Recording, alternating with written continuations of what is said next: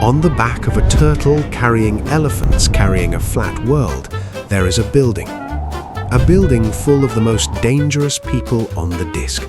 Not criminals, not killers. Worse, people who consider themselves clever. They call themselves wizards. The unseen university teaches them magic, mostly to prevent anyone outside its walls from realizing how easy it actually is. The university has stood for 1,000 years. This is less impressive than it sounds, given that it is mostly made of stone and wizards, neither of which tends to go anywhere voluntarily. Once, a new Archchancellor obtained the position in the traditional way, by killing the previous one, usually in a magical duel, usually during lunch. This made lunches less pleasant, but considerably more interesting. The position of Archchancellor was considered the most prestigious in the university, and the shortest. Rincewind. He is a wizard in the same way that a man holding a plumbing manual is a plumber. That is, technically, and with no practical consequence to anyone. Somewhere in Rincewind's head lives exactly one spell. It is so dangerous that all the other spells packed their things and moved to the back room. Rincewind made his peace with this long ago. In compensation, he developed a different talent. He is the fastest runner on the entire disc, and the only one for whom this has never helped. The Librarian.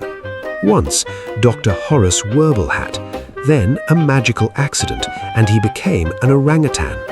He refused to change back, which, if you think about it, is entirely reasonable. Orangutans are rarely required to attend faculty meetings. His vocabulary consists of one word, ook, but he delivers it with such variety of inflection that this turns out to be quite sufficient. 3 ooks in a row means you should run. Rincewind has this memorized. And now, the man who managed what no one had in 1,000 years. He simply didn't get killed. Mustrum Ridcully became Archchancellor by a simple and brilliant method. He outlasted everyone who didn't want him to be one. He didn't win a magical duel, he just arrived when everyone else had finished and sat down in the chair. The university never got around to making a rule against that. He has been running the university for 20 years.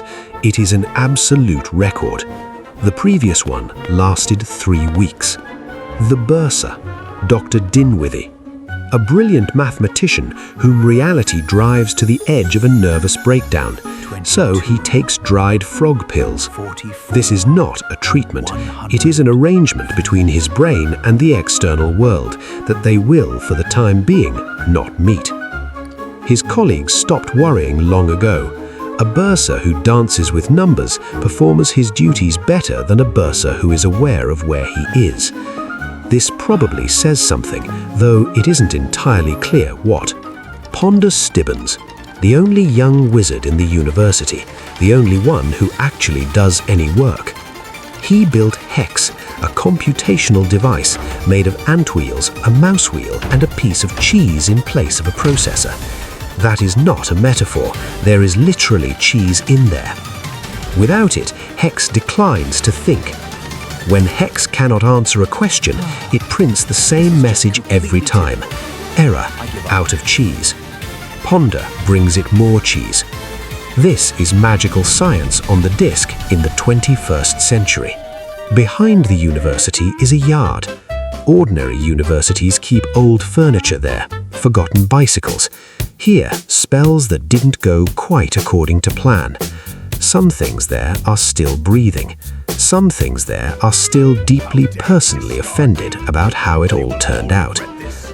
The unseen university has stood for 1,000 years, not because magic is necessary to the world, but because clever people always need a place where they can be frightened together, argue about nothing important, and eat something hot before things get really quite bad.